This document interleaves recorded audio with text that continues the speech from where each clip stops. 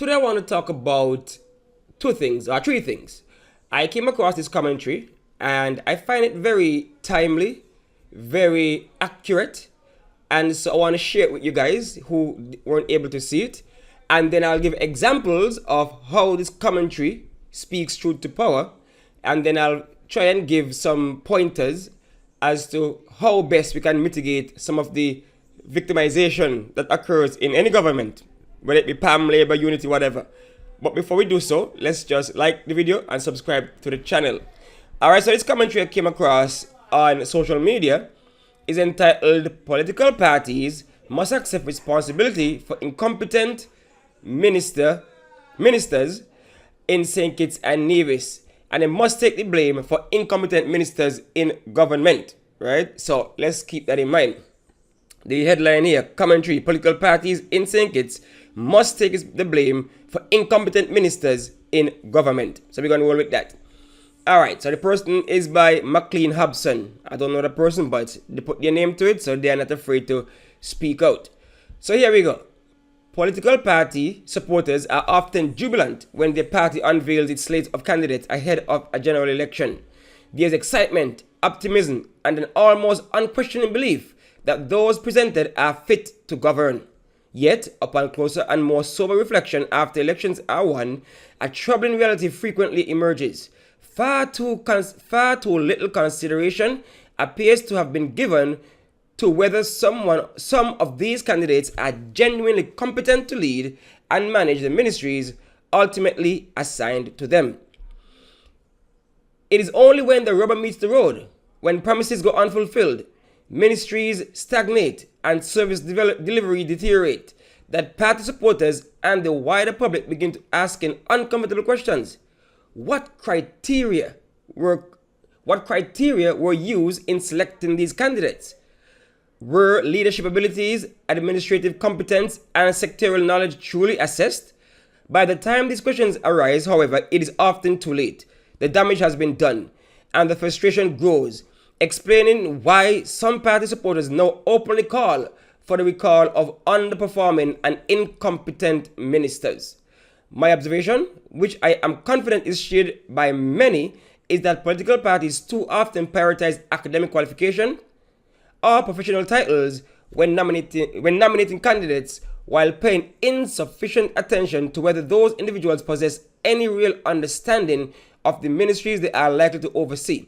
As a result, once elected, many ministers are forced to learn on the job, a dangerous experiment when national development and public welfare are at stake. In numerous cases, these inexperienced ministers resort to micromanaging technical staff, appointing ill-suited advisors and permanent secretaries, and presenting themselves as experts in highly specialized fields best left to trained technocrats. Instead of focusing on political formulation, strategic oversight, and leadership, they become entangled in day-to-day technical and operational matters. This misplacement of priorities is at the heart of ministerial incompetence. Since political parties are solely responsible for nominating candidates, they cannot escape accountability for the failures that follow. If parties knowingly select individuals who lack the knowledge, experience, and temperament required to manage complex government ministries, then those parties must bear the blame for the consequences suffered by the country. Political parties that are serious about governance must do better. Candidates who lack a working understanding of how government functions should be required to undergo structured leadership and public administration training before assuming office. Such preparation, focus on governance, policy leadership, and ministry management would significantly reduce the prevalence of incompetence. It's like a disease, boy. Furthermore, ministers themselves must ensure that the permanent secretaries appointed to their ministries are fully versed in government systems, procedures, and administrative norms before assuming their roles. Competent political leadership supported by knowledgeable senior public servant is not optional. It is essential. Ultimately, better governance begins long before election day. It begins with political parties taking responsibility for who they put before the electorate and recognizing that popularity and credentials alone are not substitutes for competence, experience, and sound leadership. My goodness, my goodness. That is a message after my own heart, because these are the same sentiments I've echoed. This is one of the reasons why when I was working at the Ministry of Agriculture, I was having such a difficult time. Because here it is, a green minister chose to select a green permanent secretary, and so these two rookies were there, as he said, totally lost, have no clue about how governments run, how a ministry run. So let me just give you the two examples of what I experienced in the Ministry of Agriculture. So, and this is not just, like I said, one party. This is across the board. This is PAM, Unity, Labour. So I was able to experience this under two administrations, Unity and under the current Labour administration. So under the current Labour administration, when they won, and Agriculture had a PS there that was very much not fit for the job, right? Not fit for the job. This is a PS who said that he never liked fruits and vegetables. He never used to eat them. He only started, considering eating them after he became the PS of Agriculture. So this is a minister who has a permanent secretary who has no love for fruits and vegetables. Big man, eh? But neither here nor there. And so he was very problematic under the Team Unity administration. And he made life miserable for many people, many persons working in agriculture. And so you go to the minister, they don't want to do anything about it. So let me just, so election came, Labour gone into office now. Now tell me why they thought it was a good idea to take a young man just coming back from college, not even appointed in government. I think he was working in government for like 4 years. And so they took him with no experience, nothing. He went Taiwan, got the papers, that's about it. While working in the Ministry of Agriculture, he never left a mark in his departments or units. He never showed that he has the leadership qualities necessary. He never showed any initiative or anything like that. Like I said, he wasn't even appointed. When they gave the dividend, he wasn't even eligible because he didn't have enough social security contributions to be eligible. That is how green this young man was. And so they gave him the role of permanent secretary, because I guess he was from number 4 and the Minister of Agriculture is from number 4. And so this man has done lasting damage to the Ministry of Agriculture. This man appointed persons in critical positions that have no agriculture background, but they were just given the position just to get a bump in salary. So, right, the position is open, that's the scale, you want that, okay, take it. So, and they are not going to move unless that position is not going to be reopened unless they resign or something. So that critical position is gone for the foreseeable future. So in my case now, this example I'm giving you is just so shows the level, the elementary level of thinking that some persons in power have. So I'll put it to you like this. Almost everybody knows about how sick leave works, right? It is that you have 2 days and then you present a medical certificate. So in my case, it was a Monday and I messaged the permanent secretary saying, look, my family is down, everybody's sick, and so I won't be able to come into work today. Me, myself, was sick. And so it was a terrible flu going around at the time. So that was Monday. Tuesday, knockout. Didn't message anything, knockout. Wednesday, went to doctor, got the medical certificate, handed it in. I got like a week and a half off from the doctor. Gone back. On my desk, I saw a letter from the permanent secretary. Opened the letter. The man write me up talking about, it was abandonment of posts. I said, I can't be serious. This can't be for real. And so I went to this man to try to show him, well, look, the law says, labor law says, you have 2 days and then you have to produce a medical certificate. That's 2 days without even informing 2 days, right? Without coming into work. without a medical certificate. And so I showed him, right? I pulled it up, showed him in the Public Service Act, showed him, right, that the officer has at least 2 days before they have to produce a medical certificate. Right? Imagine simple things like that. He's unaware of. Simple things like that. Right? So, right here in the Public Service Act, it says medical leave in excess of 2 consecutive calendar days to require production of medical certificate. Medical leave on full pay to cover absence from duty due to illness or injury shall be granted, subject to the provision of these standing orders without affecting eligibility for departmental or vacation leave. An application for medical leave, if it exceeds 2 consecutive working days, shall be supported by a medical certificate issued by a doctor. Right? And so it is there, black and white. Everybody knows this. But yet, write me up, put my thing on file. I asked for it to be removed from the file. Gone back some months later, still on my file. Added to that, if we're looking at absent without permission, this Public Service Act also has that outline. A public officer who absents him or herself from duty without permission, contrary to subsection 1, that's the one above, except in the case of illness or other unavoidable circumstances, shall render him or herself liable for disciplinary action. So, unless in the case of illness or unavoidable circumstances, that is the only time you are liable for disciplinary action, such as write-up, whatever.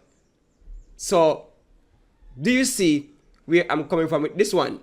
That's example 1, to show that when you put people in position who don't understand how things are done, it is very problematic. Next example, with the minister himself.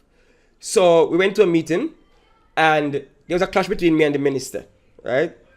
And after that, next day, I got to work. At my desk was a letter. Open the letter, read the letter. You are transferred with immediate effect from the Ministry of Agriculture to the Department of Marine Resources. I said, what? Okay. With immediate effect. They love to use that with immediate effect. But I know my rights. And so I went to HR and showed them, look here. Then we're going to. And I told them, look, let those people know that this with immediate effect thing ain't really a thing. That's one. Because right here I showed them in the Public Service Act where it says, yeah, a public officer may be transferred to any post of equivalent grade in the public service. Keep this in mind, equivalent grade, right? So they cannot demote you. You must be transferred to a post of equivalent grade. And keep this in mind, the Service Commission may, with knowledge of the public officer, recommend to the Governor General that a public officer be transferred to another office in the public service within St. Christopher and Nevis, provided that the public officer is given 10 working days notice prior to the transfer. So what they had to do was tell me go home for 10 days. Because what happened is that after they said they're going to transfer me, and I said, oh, not today. By the time I left, I went to HR to sort out the matter. The man clean up the office, take away the computer, send it up, managing resources, lock door, clean out, office gone in. That's it. That mean office no more, right? So they couldn't even put me back down there to wait the 10 days because everything on lockdown. So I had to stay on for 10 days. So keep these 2 things in mind. They can't just up and transfer you just so.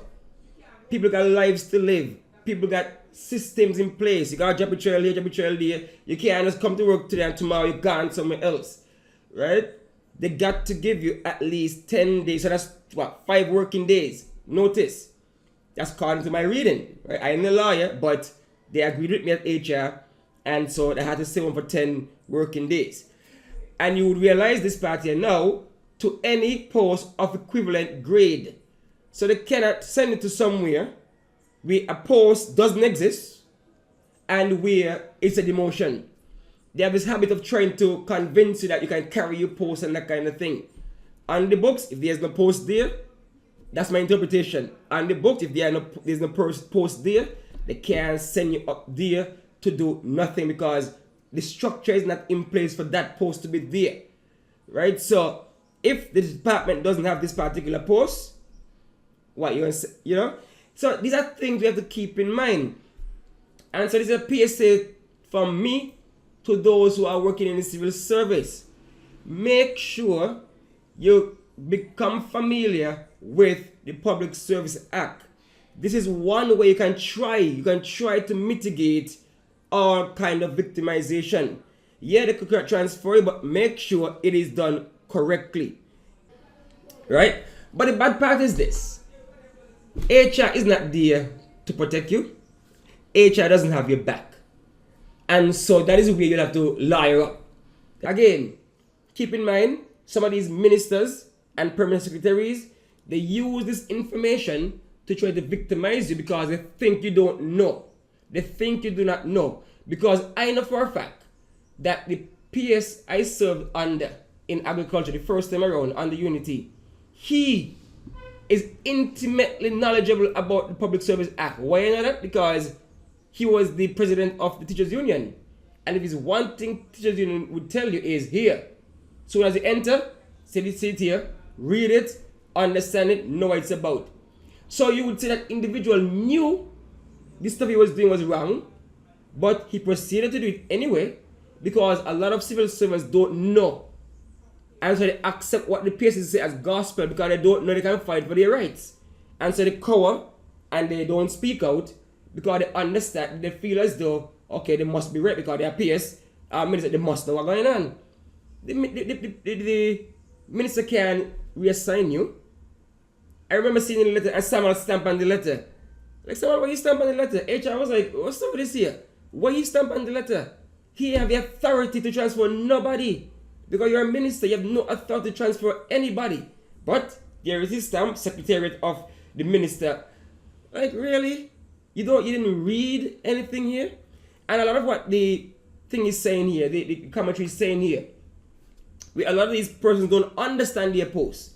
Because I remember the Permanent Secretary for Agriculture want to be there in the field, putting hands to the plow, doing all kind of thing. Like, that is not the job of a PS. As the man says, he's supposed to be in the office formulating policies and programs and strategies. If you wanted to be practical and technical, you should never have taken the post.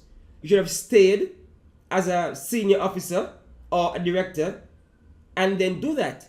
So all the time when you're traveling for technical meetings, you're out in the field for technical things, who is doing the actual work of the ministry? And that's where you see the problems can lie in some instances.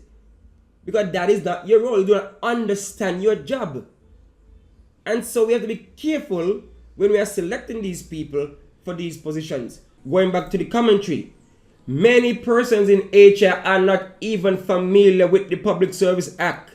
The PS had no knowledge or understanding of the Public Service Act. And that is the problem that this commentary is pointing out. Because many of those in positions, higher positions, because of being a supporter, being a friend, who are not able to perform on that level, they cause damage in the government, real damage, from low morale to just financial damage to all kind of thing.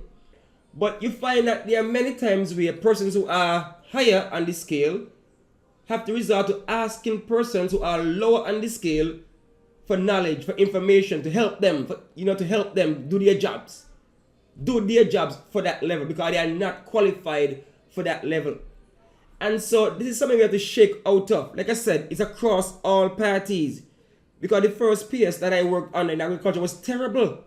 Terrible. No clue what going on. And that was Unity. The second one on the labor was worse. Because one of the biggest problems is this. Some of them in those positions, they refuse to learn. They refuse to actually get better at the job. Because you want to tell me this PS, the last one that they had to change out. You're in the office for almost 3 years. and you still at the same level you were from year 1 to year 3, you still don't understand how this thing work. You still causing havoc. You still don't know how this thing's supposed to work, right? And so you realize that this is a big problem in St. Kitts, and I can only assume that my experience in agriculture is a microcosm of the broader government, because when I went to a workshop where they were trying to figure out why the morale is so low in government, why the morale is so low for civil servants, a lot of persons in my very position being pushed to the side, seeing people who know nothing or don't know as much as them being promoted over them after all the years, being ignored, being victimized. And these were people at mid management level, like assistant secretaries, directors, etc., etc. And so I realized then that it's a lot of us that was going through this whole thing, all because the government feel as though these incompetent PSs and ministers are best to serve in those capacities. And I've always said that we need some kind of confirmation process for PSs. Just like in America, you need confirmation. Some kind of reform need to be done, because when you have a bad PS and the ministers are refusing to move them because of political affiliation or whatnot, it can cause long-lasting damage to the country and to the whatever ministries. Long-lasting damage. Look at what's going on right now in agriculture. Persons are crying out about the minister and how he's handling agriculture. And persons are asking Prime Minister Lord, shuffle the deck.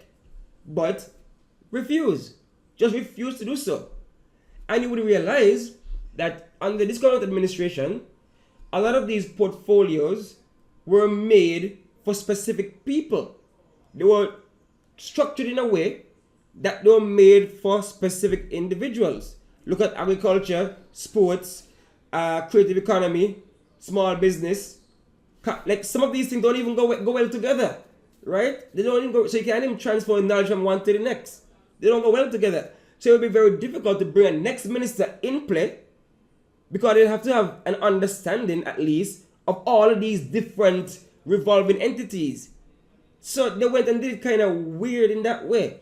Whereas back in other administrations, the ministries and portfolios of the ministers had some kind of cohesion. There was some kind of cohesion, like education and sports and youth. Because we realize that education, sports, youth, all of them relies on the students to really, get the next generation ready. Sports, you want to host something, you just go to the same minister, because he's in charge of education, he's in charge of sports, he's in charge of youth.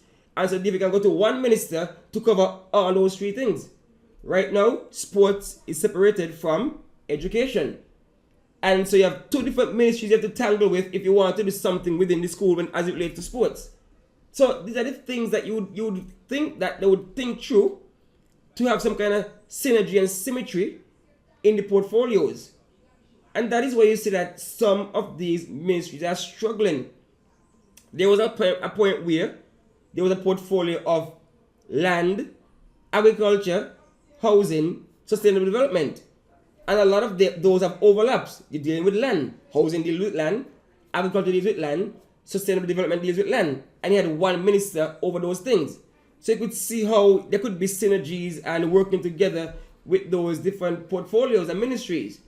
But they went and did this weird amalgamation of different portfolios and things specifically for individuals. So you can't even say you're going to transfer one to the next because of the different moving parts, right? So I want you guys to check out this commentary on St. Kitts News Times and tell me what you think about it, right? And keep in mind, as I said before, it's across the board. It happens all the time. And so I think we need to get out of that. Look for people who are qualified and not just qualified with paper. That's not the only level of qualification. You need experience. You need to marry them. Qualification should be your experience in certain areas plus your papers, etc., etc. Not just, that. Understand that it's real work. It's people's business. You have to be doing, right? So I hope that they learn from these mistakes. I mean, I doubt it because it might continue. But either way, let me know what you think about this commentary, about my take, about the whole thing about making sure the Public Service Act is basically your Bible in a sense to try to prevent some victimization. Like I said, try, but it happens still. So let me know what you think in the comments. Showing off right down there, right? Thanks for watching. Thanks for listening.